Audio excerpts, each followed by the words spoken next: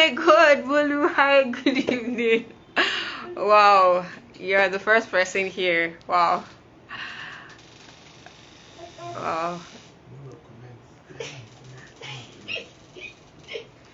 Good evening. Thank you so much for joining in.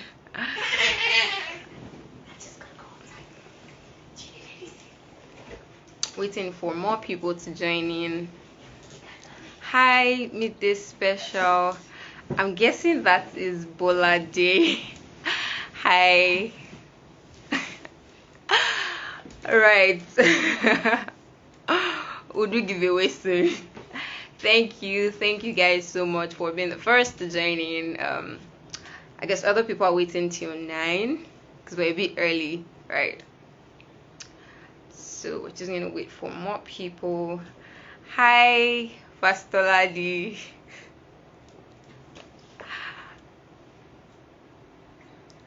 Thank you so much for joining in. All right. Okay. Hi, Mrs. Show.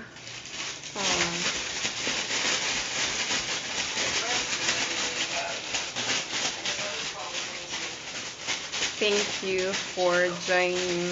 Thank you so much for joining in. Okay, so once it's 9, we would officially kick off the growth talk series.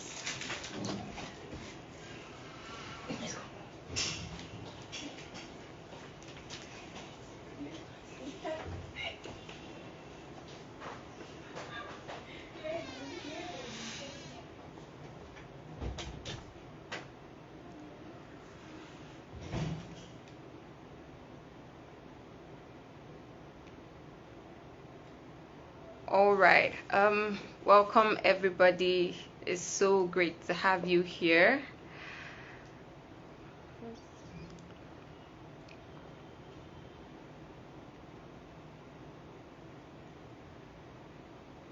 Hi, Rhoda. Hi. Welcome. Okay.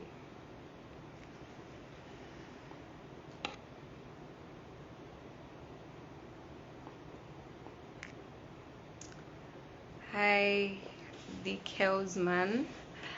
Thank you so much for joining in. All right. Okay, so I'm just gonna do a little bit of introduction before we get right into it. My name is Isabella. I'm guessing most people here probably know that, right? So before we jump right into it, I was having a conversation with somebody about a couple of weeks ago, and we were talking about how she managed to build a career in tech, right? So we're talking about how she's a product designer and she's a fashion entrepreneur. She has a fashion line. Then she also works as a stylist, and she's also a medical student and undergraduate at Obafemi Awolowo University. And while we were having that conversation, she started sharing about how, and I mean, this person is she's in her early 20s, like very early 20s, right? So she started sharing about how the whole process for her has majorly been about applying some key principles of, I mean, diligence and excellence and accountability, and just keep going at it even when it seemed like things were not working properly. And at the end of that conversation, hi Fitness by Desio, hi Rachel, thank you so much for joining. All right. Okay, so at the end of that conversation, it just dawned on me that there are so many people out there that they have amazing stories to share. And when we talk about growth, it's not just about the positive, the most obvious, or I started my business last year, and in like 3 years I already made like my first 1 million, or I started my tech career. Oh, hi Praise. Oh, hi, thank you so much for joining. So it's not about the I started my career last year, and in 6 months I made my first 1 million. It's about the process, right? Growth is about the process. It's about those days when you want to throw in the towel, but you remember why you started that journey. Growth is about those days when you just really were not sure what you wanted to do, but you just go back to your vision board and then you remember where you had plans to go to. You remember the plans you made, and that's what keeps you going. And it's about the principles that you apply, diligence and excellence, and then your values of integrity that keep you going, right? So the Growth Talk series, we're going to have a lot of people, young people, old people, adults, people that are doing great stuff in their different industries, culture shapers. I like to call them culture shapers, right? So we're gonna have them come on, and just share their stories with us, how they started, how it has been so far for them, and what has kept them going all through this while, right? So we're starting today with one of the most amazing people that I know. We're starting with Rhoda Aguonigho. She's a fashion entrepreneur. She's also okay, yeah, Rhoda I just wanted to confirm if Rhoda was already here, right? So she's a fashion entrepreneur, and Rhoda is also into women's ministry, right? I met Rhoda when we were in school, and I mean, over the years, I've seen Rhoda actually do exploit, and I've seen her heart for excellence at the core of everything that she does. She's the founder of Lhaude Fashion Network. It's a fashion community for fashion entrepreneurs, for fashion designers, fashion stylists, for creatives in the fashion space. And at the core of everything that she does, I've seen the drive for impact. I've seen the drive for value. I've seen the excellence that has kept her going over the years. Right, so Rhoda is going to come on today, and she's going to share with us her journey, how she started, why she started, and what has kept her going over the years. She's going to be sharing with us the challenges she has had running a ministry for women, helping women grow, teaching them how to start their businesses, how to stay on their feet, how to navigate the whole pressure of being a woman in the workspace, amongst other things, right? So if you have questions, as we go on, you can always send them in. So I'm going to bring on Rhoda right about now.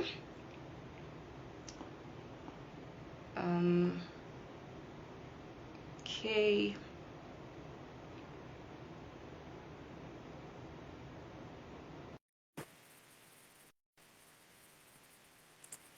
Okay, so I'm bringing up Rhoda. Oh, hi, Rhoda. Hi, Isabella.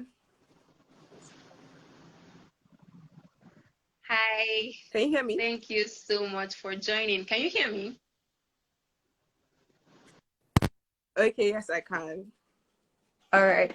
Thank you so much for joining. It's so great to see you. It's so great to see your face. Uh, so Rhoda, can you hear me?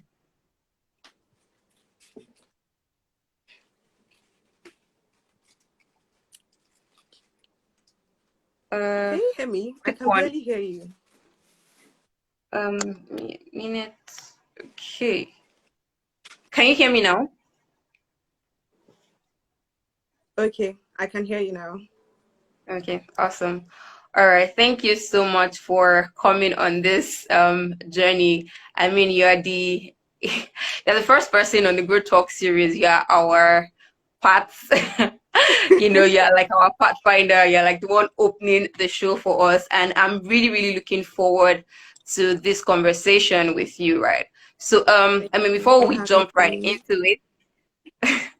Thank you so much. So before we jump right into it, I wanted to just, give us a brief introduction of, what you do and, how it works for you.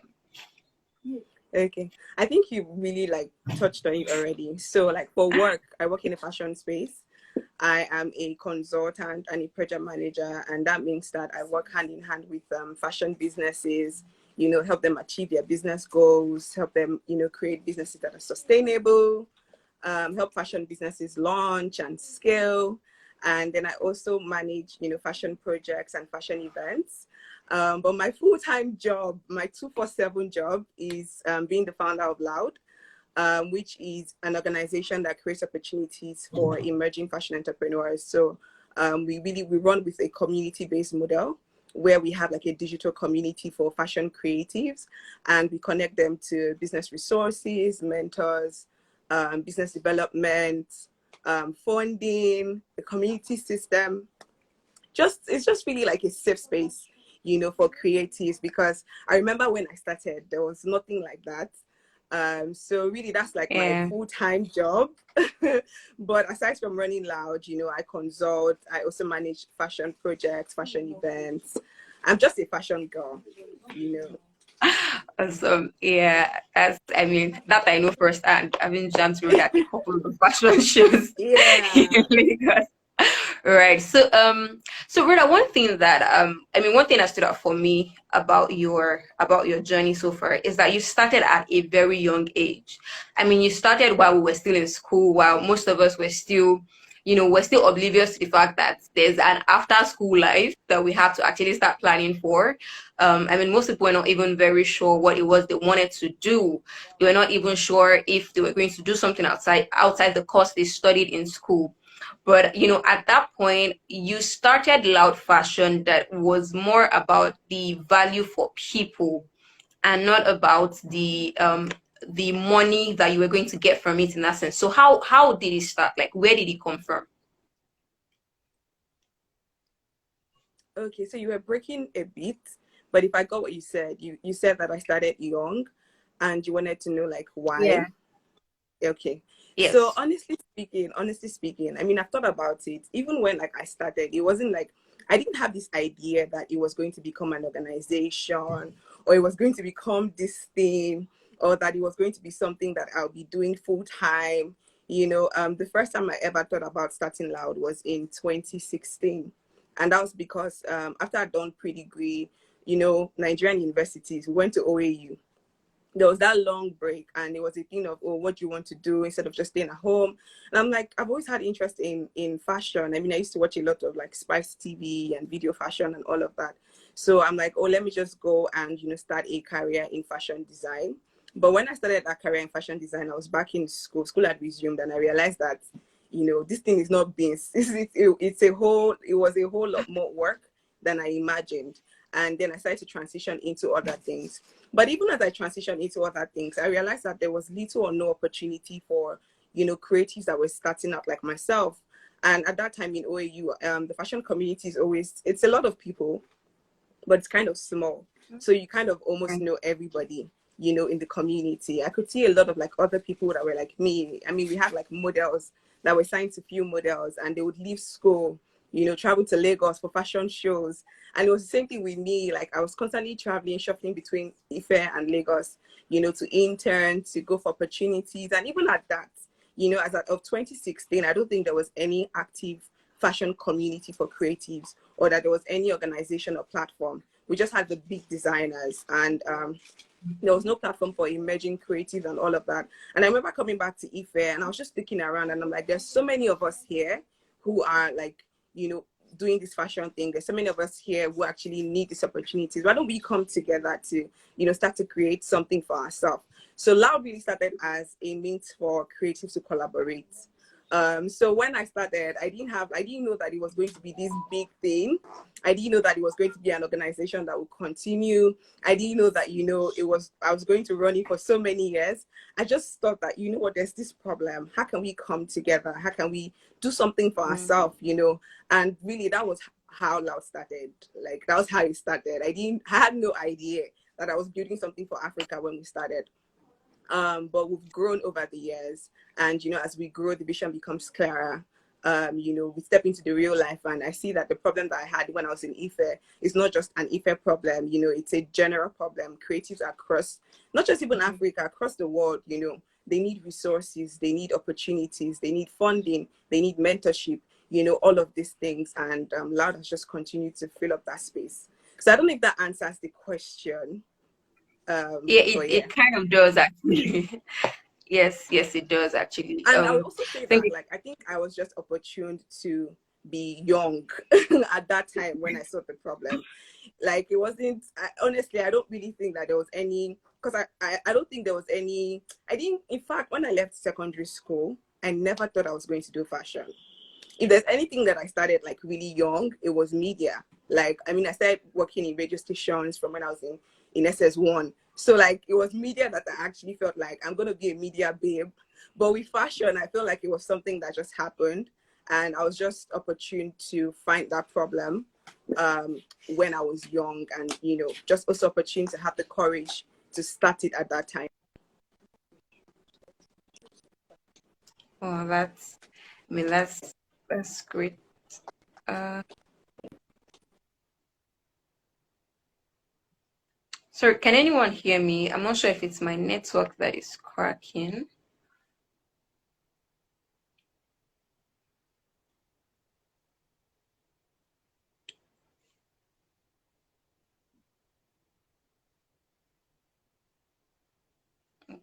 Okay.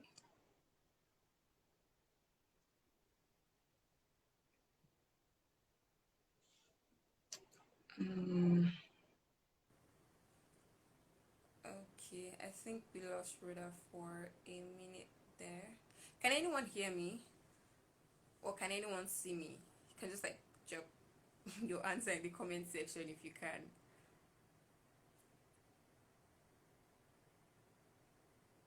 Hi, can anyone hear me? Can anyone see me?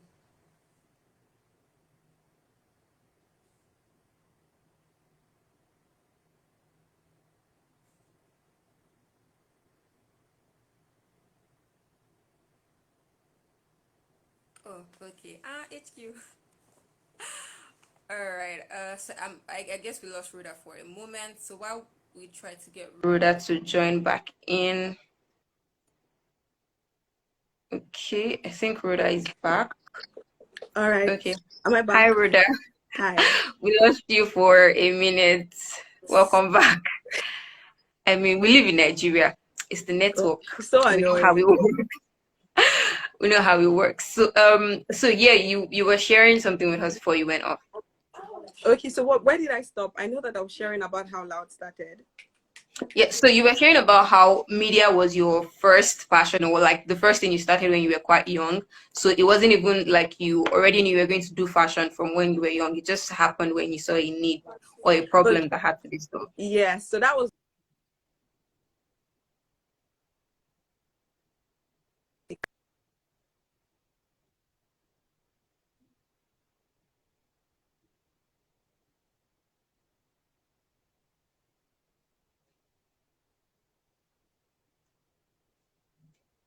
Okay, I think Rhoda's network is a bit shaky.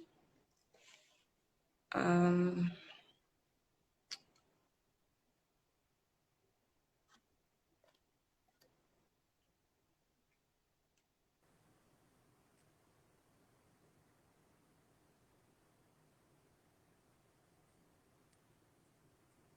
okay, so I think Rhoda's network is a bit shaky.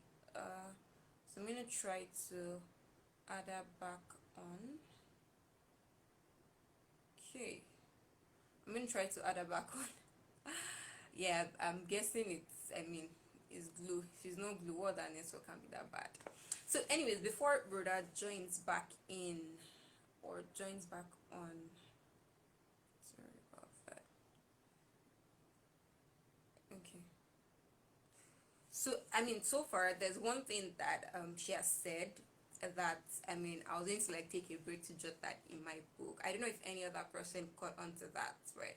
So when she was talking about how she started Loud Fashion Network, she mentioned that it didn't just start out because she had a passion for fashion.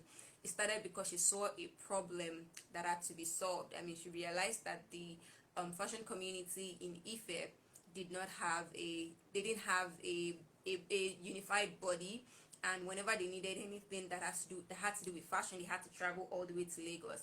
And I mean, I can tell you from first hand experience, I schooled in Ife, so yeah, that's really what it was. There wasn't really a body that was there to help us build, to help fashion creatives, build a sustainable career. There wasn't really a body that was there to provide a lot of things, and that was a problem. Welcome back, Rhoda. so I changed my network. Hopefully this one does not mess me up. I really hope so. I mean, I was just trying to like give a little summary of what you said so far, because I mean, I already got something that is really profound. How you were talking about, when you started Loud, it was because you saw a problem that had to be solved. There was a vacuum. There was something that people needed, and it wasn't there. There was a platform that was essential for growth for fashion creatives or for the fashion community, and that wasn't there. And that was what you wanted to create. That was the value you wanted to give to people, right? So I'm just gonna write on that to ask you the next question. So I mean, in this generation of ours, right? A lot of people delve into different fields, delve into different industries, and the major focus for them is follow the money, right? Follow what brings you the most money, follow what brings you the most not really satisfaction, but follow up what pays the bills for you and all of that. But I mean, you work with a lot of brands, you work with a lot of people that start up businesses. You also have a women's ministry, so you work with a lot of women, and I'm sure you have like first-hand experience how that really runs, like how that can be a bit detrimental to actually providing core value and lasting in your industry. So, I mean, what would you say about it? What's more essential, following the money or solving a problem, or following your passion? Mm, okay, so I think the answer I would use would be that I've had, I've done jobs that, gave me certain amounts of money that made me happy. But then at the same time, I've also, with Loud, we've created initiatives that have helped people's businesses. With our Living Place, which is the women community, there are a lot of women whose life has been literally transformed. And I look at the satisfaction that I get from both of them. I look at the fulfillment, like placing it side by side. And it's really not the same. Money is great. I'm not going to come here and say money is not great, money is not this. Money is great, and we need money. But then I find that, just really giving impact, it gives a greater fulfillment. It's something that money cannot give. Honestly, at least for me, it's something that I don't think money can give. Sometimes I just look at some of the women, in the community. I mean, there's somebody that comes to my mind all the time. I remember the first time she had like first approached me, and which was like a year ago or something. And I remember who she was and where she was at that time. And then I look at where she is right now, and I'm just like, oh my God, I feel like this is the greatest fulfillment ever. So, I mean, for me personally, I'm more of a preacher of, go for impact, go for influence. And the most interesting thing is that, in the long run, impact and influence actually brings in a lot of money. I feel like that's something that, people don't realize sometimes. It's just that sometimes when people do impact and influence, they are kind of blinded to the what I call it, the financial side, or whatever money can come in from that. And that's why it looks like sometimes you see people that, or maybe they've run NGOs or they've done things for impact, and it looks like they never made any money. I feel like a lot of times it's just because maybe they didn't pay attention to like certain areas in what they do that can bring in money. But really, really, in the long run, even with the things that I've seen, with the people that I shadow, I see that in the long run, impact, influence actually brings in the money. And it gives the most fulfillment, because you see people whose lives have been changed. You see businesses whose lives have been changed. And I really feel like it's nothing that money can give you. Money brings the initial excitement, especially when you have bills to pay. You're like, yes, this is it. But then I feel like it fades. And the thing about money is that, it doesn't last. It's here and then it's gone. And then you're chasing it. And then the fulfillment is gone. It's replaced with worry. So I would always recommend to go for the path of impact and influence. Go for your passion. Go for the thing that you feel like, oh, I can impact my society with. And don't just go for it blindly. In these things, there are mediums, there are streams through which, money can come in. It might not start with a loss, but like there are streams where like, money can come in. I mean, if you run an NGO nowadays, there are a lot of grants, there are a lot of like funding, there are services that you can provide, there's consulting. Even with Loud, it's a social enterprise. A lot of our work is, a lot of the resources we provide are actually given at free, for free or at discounted prices. But there are other things that we do, that are revenue generating. So I feel like that's always let's say the imbalance. And that's why people feel like, if I'm going for impact, like I'm not going to make anything. But you can actually make something out of it. It's just more, what's that word? It takes more time. and you find yourself, even when you make money, if you're truly passionate, you find yourself pouring back the money into the impact, into doing more True. work and all of that. But in the long run, really, it really pays. It gives a more lasting fulfillment. And even this money that, we're kind of looking for, it also comes along the way. So, and I mean, Yeah. nowadays, it's a modern world. There are so many other things you can be doing on the side that doesn't require your time. Yeah. I mean, that will bring in money for you. So, please go for impact. The world needs more people that are living for impact. Yeah. Well, I mean, I love that the world actually needs more. It needs more people living for impact than people living for money. The Yes. money will come. Chase impact for lasting fulfillment. Well, thank you for that. So there's this question that, I mean, this is a question I feel like I'm going to ask every guest that comes on this series, because it's very key. It's one of the things I'm really hoping that people would learn from, right? Mm-hmm. So I mean, you've been a founder of Loud for, you started Loud a couple of years ago. You've been in the business space for a while, and also you've been working with women for a couple of years now. How has it been? I mean, how has it been? How challenging has it been? How has the journey really been for you? Whew, I feel like that's a very big question. Because it's been such a journey. Oh my God, it's been such a journey. And, I think the first thing I'll say, it's a journey that if you're not genuinely passionate about, if you're not truly called to work on it, you will give up. Mm, You will mm, give up because it's not the easiest thing to do, especially when, you're young, you're at the point mm, where you feel like you should be building your life. You should mm. be, maybe gaining, building assets, building things. And then all of a sudden you find yourself Yeah, constantly pouring all of you. Because when it comes to like social impact, social enterprise, literally it takes all of you, your mind, your time, your money, all of you. Like it takes all of you. There's so many like opportunities and things that I've had to turn a blind eye to, to focus on these other things that I have to do. It's really been such a journey, a very challenging one, but also a very rewarding one. I mean, there are a lot of challenges, let's even remove, because I feel like the major one everybody talks about and everybody knows is the financial one. But let's even remove the financial one. There's also like the people, like it's not, I don't think it's the easiest thing to manage people. I no. even find that even the people that you are Hmm. helping, even the people that you're helping, I mean, let me give a practical example. So with Loud, 2 years ago, we inaugurated something called Loud Mentorship Scheme, which is a 3 month mentorship Yeah. program for fashion entrepreneurs in Nigeria. We did the first one, it was great. Then we did another one last year. We got top mentors, top designers and stylists, in the country. And we did a selection process and we selected the applicants, and it was supposed to be digital. And you won't believe that some of these guys were not showing up for their mentorship sessions. Wow. And I mean, we had their mentor. I remember one of their mentor is a top stylist. She was really busy. Like it really took a lot from her rather, to be a part of the mentorship program. She was literally taking time in between sets to be available Wow. for the session. And then imagine that she will come for a session and then there's just one person when it should be 4 people. Was it a free You know, session? it was. And Ooh. I told my team that we're not going to do that anymore. I'm I serious. mean, people take things like that for granted. So Like, sometimes, like, I find that one of the most challenging things, even the people that you're creating opportunities for, like, let's even remove the resources. I mean, there's the challenges of like the money, the resources to put things together. I mean, I call myself a visionary. There's so many things in my head, but a lot of times we are limited by resources. But I'm like, let's even put that aside.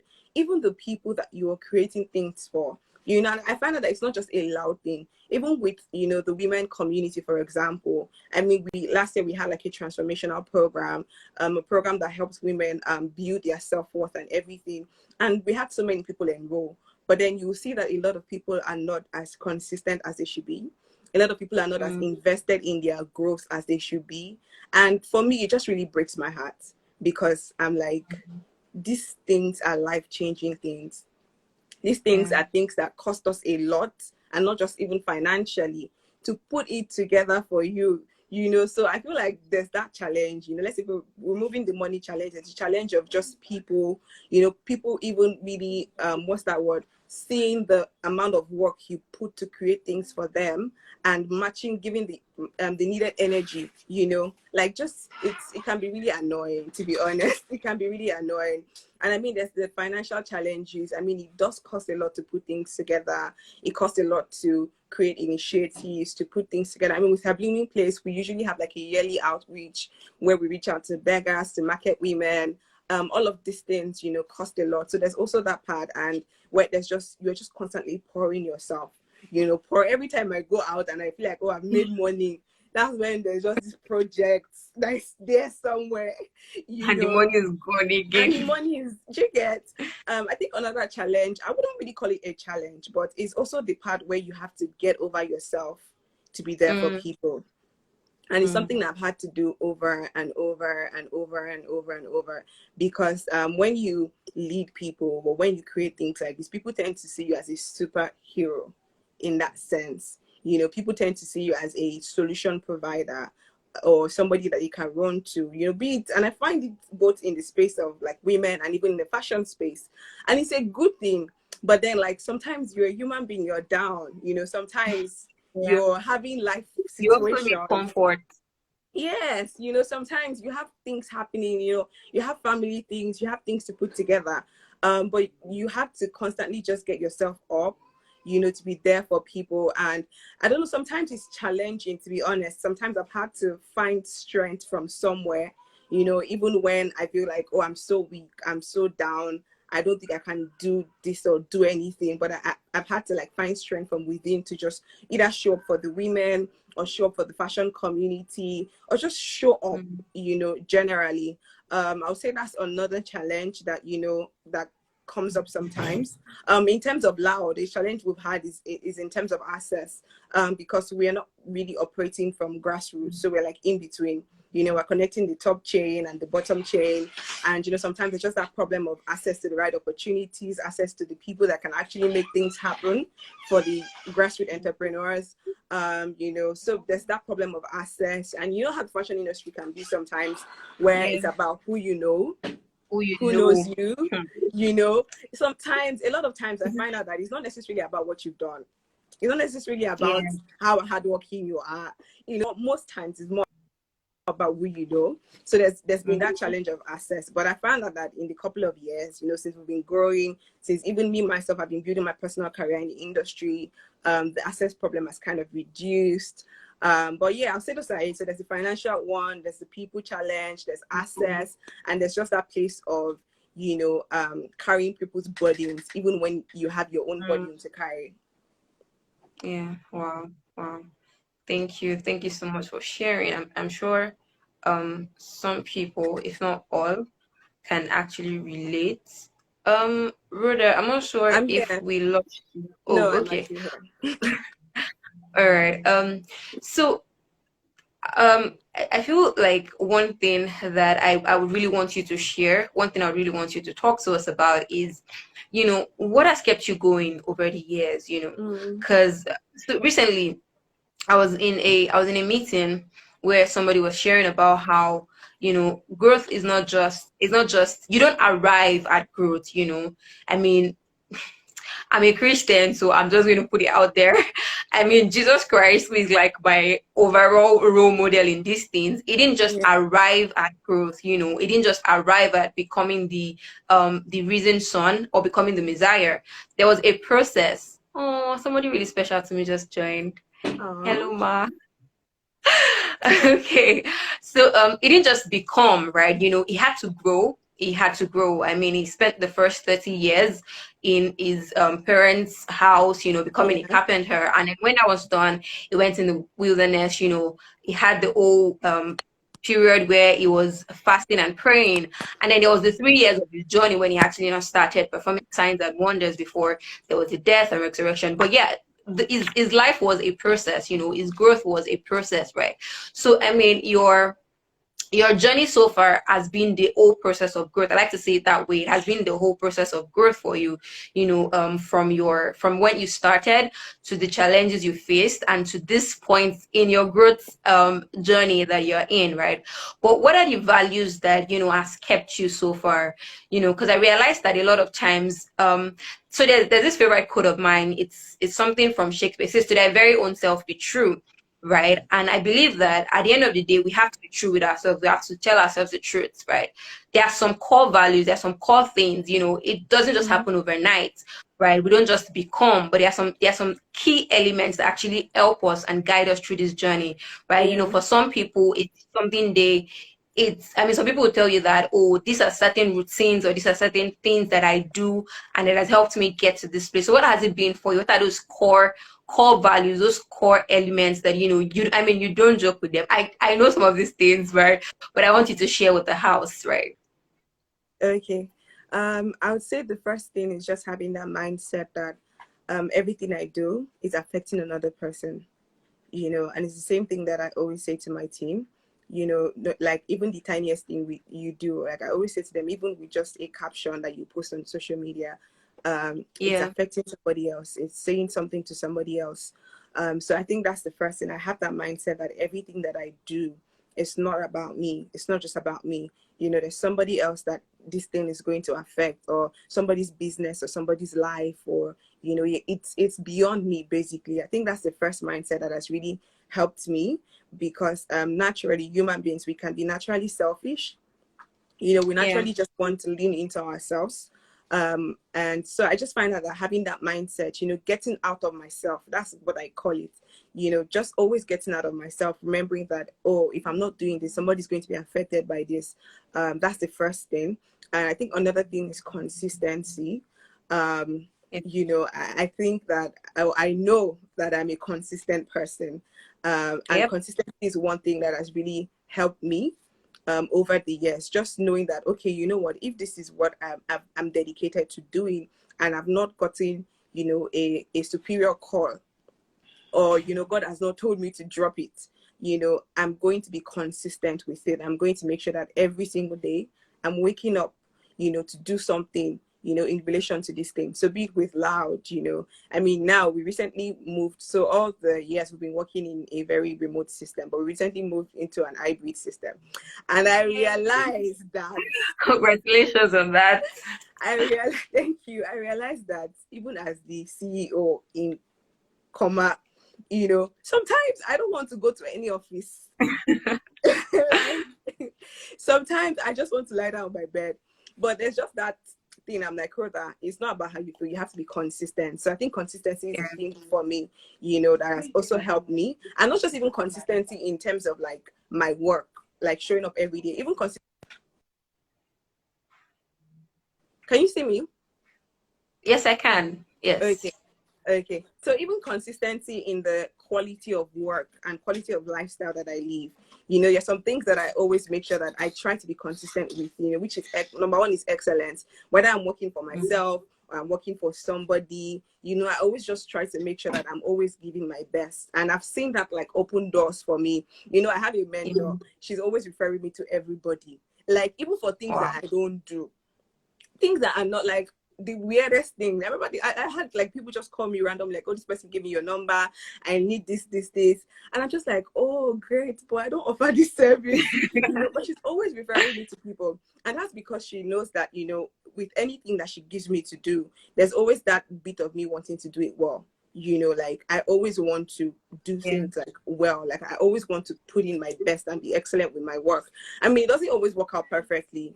I mean, because we're learning, there are times that you make mistakes. There are times that but there's just that spirit that I just always have with me, that mindset that, what, if I'm doing this thing, I want to be excellent at it. I want to be good at it, and I feel like that's one thing that has really, really helped me over the years, because I've seen it just even like with people coming back to me, with people referring me, with just it's one thing that has really helped me over the years and has helped my growth process. And even with excellence, I feel like I grow every year, in the level of Yeah. excellence. At the beginning, the standard of what I think is excellence is not what I think it is now. It has increased and it keeps on Mhm. increasing. So I'll say excellence, I'll say consistency, I'll say just that mindset that I'm living beyond myself. It's not just about me, and I'm not just living for today. I always say to myself, and I see myself as somebody that is living a life that is transgenerational, that is building things that are transgenerational. So like I always have that mindset of, in the next couple of years, what is this thing going to look like, or what am I going to look like, or is the next generation going to be able to take out of something or use out of this thing and all of that. I think those are the things that have really helped my growth. And I feel like another thing is just that hardworking thing. I mean, my mom was a teacher. I don't think you can have a Oh. mom that is a teacher and not be hardworking. I I don't mean, I think speak from so. experience. It's not possible. I You don't can't. think so. Like, I feel like it's just something that is ingrained in you from when you're young. Like, you're hardworking, and I Yeah. think that's another thing that's helped me. And as I grew older, I learned that, it's not just about working hard, it's also about working smart.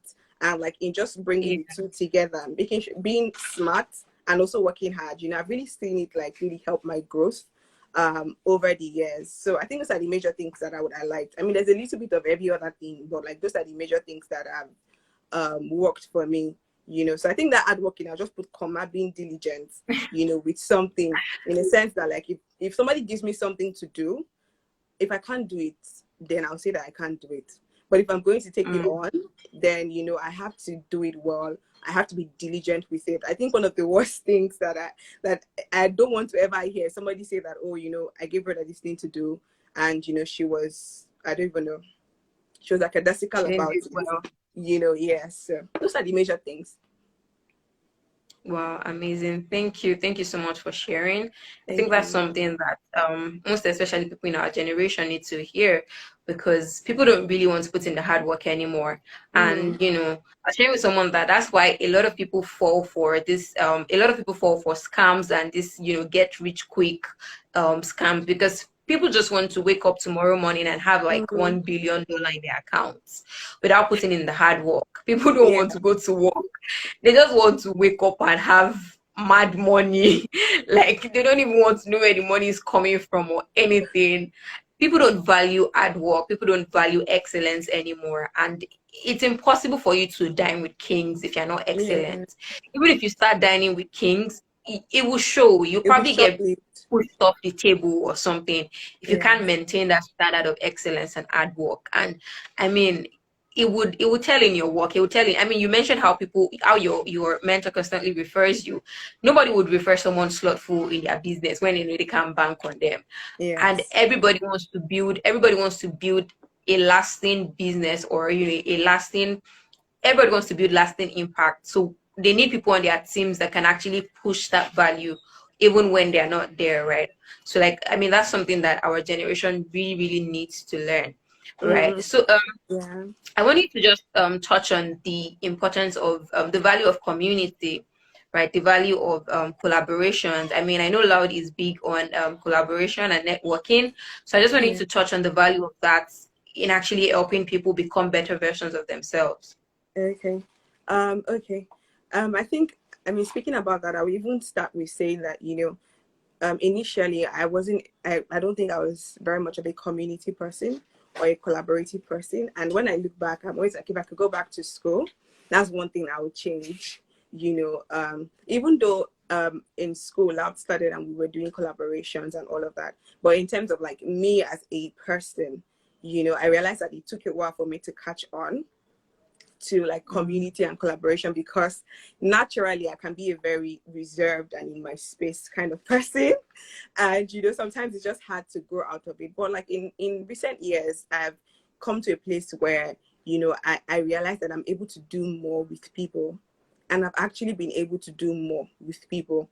Even with Loud, I mean, last year we started to like have partners on board in other industries, and just the enormity of what we're able to do, even in terms of impact, we're able to even deliver more impact because it wasn't just about me. So I think what collaboration does is that collaboration brings a measure of, let's say, for example, I and Isabella are collaborating to do something. It's a measure of, what we have in our head. It's a measure of the resources we have. It's a measure of the relationships we have, and even Bible says that one will chase 1,000 and two will chase 10,000. When you collaborate with people, you're just able to do a lot more, and it takes a lot Yeah. of pressure off you alone. Off you alone. And when I started to do collaborations, to just even open my mind to it, to okay, this thing that Lhaude wants to do, or this thing that I personally want to do, how can I do with people? A practical example is outside of Lhaude. I mean, last year I launched my fashion store, and when we were going to launch, it wasn't a time where I had like a lot of resources to throw around and everything. And I mean, I wanted us to do like a show, to do an introduction. And I was just like, there's no way I can do this thing myself. I mean, I could have strained my resources to make it happen. But I thought that, you know what, I have a community of creative people around me. Why don't I like reach to these people, see that we share similar values, and let's work together to create magic? And that's what I did. I reached out to a couple of people, a photographer, a makeup artist, a hairstylist, and we all came together to like work on that project. And it was so amazing. The standard of the makeup, the air, everything, the pictures, and even when like we were done, in terms of like pushing it out, everybody was kind of involved, and it was able to happen because I had other people working with me.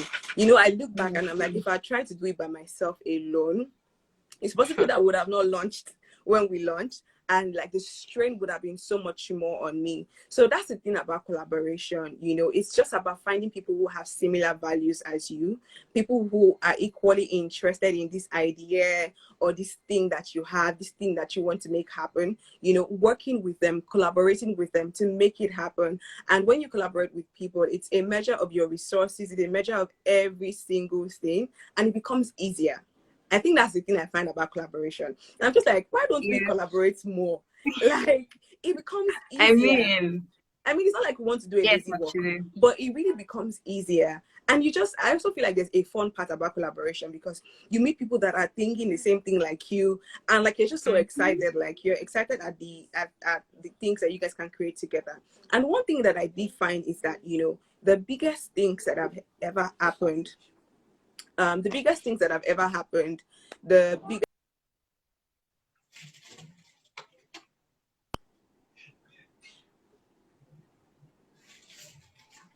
Can you hear me? Yes, I can, sir. Okay. So what I found out is that, the biggest companies, the biggest projects,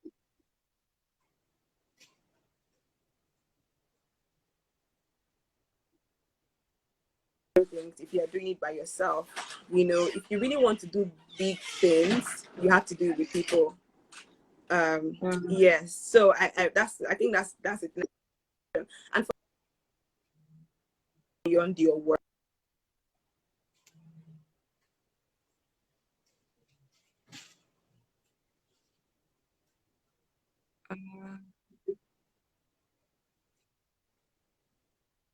keeps you strong sometimes is your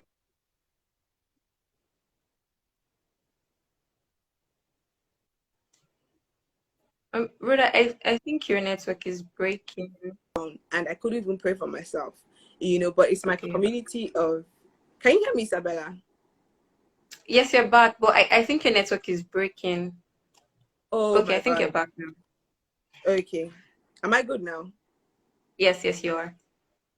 Okay. So I was talking about community, talking about being a Christian, and how there's been times when I've been too down to even get myself up, or to even pray or do anything. But like just having like a community of people around me that, are there praying over me, or are there to say, oh, Ro, you can do this, or you can make this happen, has really helped. And it's the same method that I kind of deployed for Lhaude, even with the community.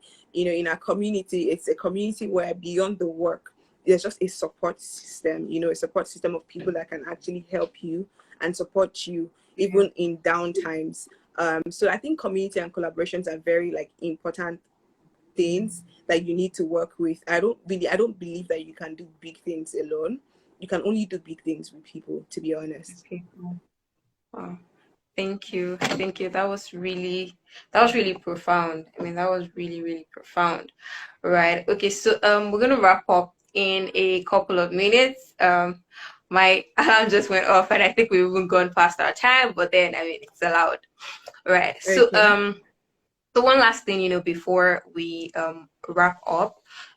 So I wanted to just give like a piece of advice. What would you tell the generation, or what do you want to tell the generation to do better? You know. Mm, I think it would be to live a life of depth.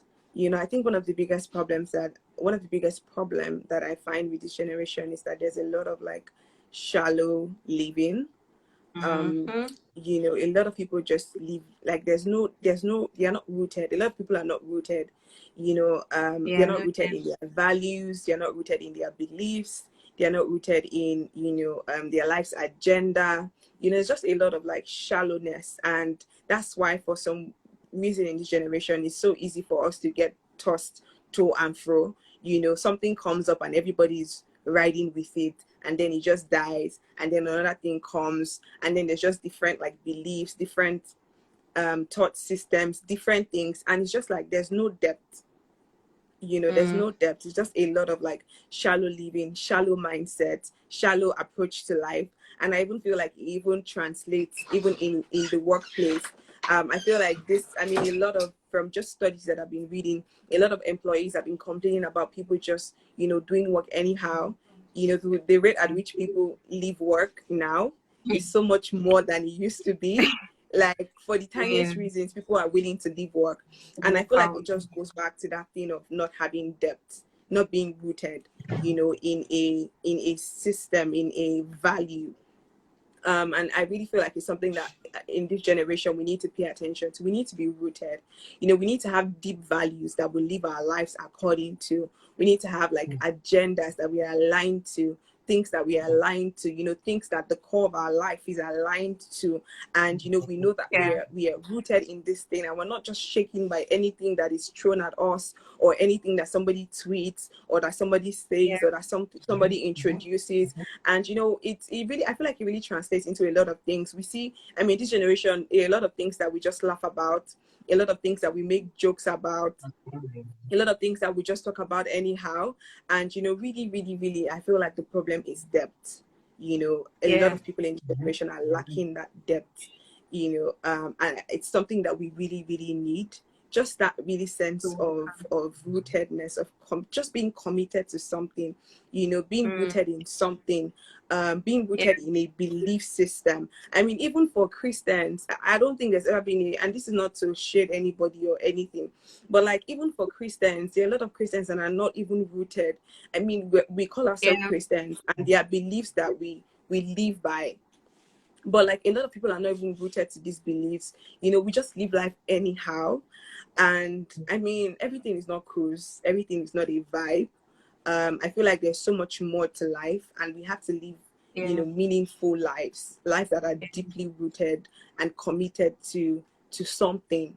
Mm, So I think that's one thing I would say, that that we just pay more attention to our depths, the depths of our hearts, the depths of our commitment, the depths of the kind of life that we live. Because if we pay attention to it, it would really change a lot of things. A lot of conversations that are being trivialized now, a lot of things that are being seen as anything, anyhow, a lot of it will change. And I do find that our shallowness or shallow living is actually affecting our lives more yeah. negatively than positively. So I don't know, I think that's like, at least that's the one I would say. Thank you. That is so profound. That is so, so profound. The need for depth. The need for depth is so profound. Like when I think of conversations that I have with some people, or things that I read online about this generation, sometimes I'm like, where's the tenacity? Where's the hunger for more? Where's the Yeah, drive? Where's the passion? We just wake up and want to live every day for that day. While that can be good at times, sometimes there has to be something more. There has to be something that keeps you yeah, firmly rooted. So, you're not just tossed around. One yeah, trend comes, you're on it. Tomorrow, another trend comes, you're off it, you're here again. You don't really know what you stand for. And, when you don't stand for one thing, you would fall for you for anything, everything. Yeah, absolutely anything that comes your way. right? So that was very, very profound. Yeah. Thank And you so I much. think just to add to it, I think that, those people who actually live lives that are deeply rooted, I feel like they also need to speak a bit more, show a bit more. Yeah. I do Yes. find out that people who are deeply rooted actually shy away. Like, I just want peace. I don't need to be like, I don't have the You time don't to need to be shout about showing it. more and all of that. I mean, I fall in that category. I'm also guilty of that. But I do find that I think another problem is that, in this generation, we don't really have like enough examples or enough, what's that word? We've not really seen like a lot of people that are like us, do it differently. And I feel like Mm. we need to show more of that, because like a lot of the examples we had were either our parents or older people, or Yeah. this, that, and that, and in a way, People like, that have gone they can't relate ahead to that we us. can't even relate to. Yes, so I think we just need to also like show a bit more that, what, you can live a life of impact, you can live a life that is deeply Yeah. rooted. There's a better way. We just need to like push it out more and preach it more, and even show the benefits of it more. But yeah. Wow, thank you. Thank you so much. Thank you so much. I mean, that I feel like that's one of the reasons why not like I feel like that's actually one of the reasons I started this Good Talk series, because I feel like there are a lot of young people, that people can relate with, people that they're not superheroes, right? They're real life humans that live in the same society, like people that are going through the same. I mean, people that they're stuck in Lagos traffic and they're still making impact, Yeah. right? So it's not like they're living in a very far away land. They're living in this same Lagos, this same community. They suffer, like they feel the impact of fuel scarcity the same way you do, right? They see things happen every day, but they're still doing impact. They're still adding value to the world, right? They're Yeah. changing the nation one person at a time. Right. So that's one of the reasons why we're doing this, to have more people come out and, share their stories with us, share their experiences, how it can be challenging, it can be a lot, it can it can be a lot more than you think it's going to be. But at the end of the day, it comes down to depth. It comes down to that resolution that I'm going to do this thing. I'm going to stand for excellence and I'm going to add value to people's lives. And that's what I'm going to do. And nothing is going to shake that value. Nothing is going to shake me. I'm on this journey, and I'm going to follow through, and I'm going to be consistent and see it to the end. Right. Okay. So this brings us to the end of this very first edition of the Growth Talk series. Thank you so much, Rhoda, for joining. It was such an amazing conversation. I mean, I'm going to put the replay up on my page. I'm going back to listen to this after tonight, because I feel like, I mean, there's something we say a lot in my community, that you don't catch everything at first listen. You listen again and again and again, and then you catch it. So I'm Yes. definitely going back to listen to this, because you've shared so much with us, so much that I know everybody would learn from. So if you joined in after we started, the replay is going to be up on my page, so you can go back to listen to it. And I mean, brother, I don't know if it's okay if people can send you a DM if they have questions. I Oh, don't know if sure. that's Yes, you okay. can. Yeah, you can All right. So actually. if you're in the fashion space and you join this session, you should send brother a DM. Trust me, you Yeah, would you gain can a join whole lot. Loud's community too. Join We loud. have a I community can for fashion first-hand people. experience. I mean, join loud. And if you're a lady on this call, you should also join our blooming place. Just send Rhoda a DM, or you can send me a DM after this session if you need clarity, or you have more questions. And then if you have questions about doing life, don't do life alone. We were not created to do life alone, so you can reach out to me, you can reach out to Rhoda, and definitely would be here for you. Right. So thank you very much. Thank you all so much for joining. If you joined in and you stayed to the end, you have a special place in my heart. Thank you everybody that joined in. I look forward to seeing you same time. I'm going to put up the flyer for the next edition. It might be next week or the week after, but I'll definitely put up the flyer at least 5 days before the day. So thank you guys so much. See you guys next time. Thank you Bye for having me. everybody. Thank you Bye. for coming.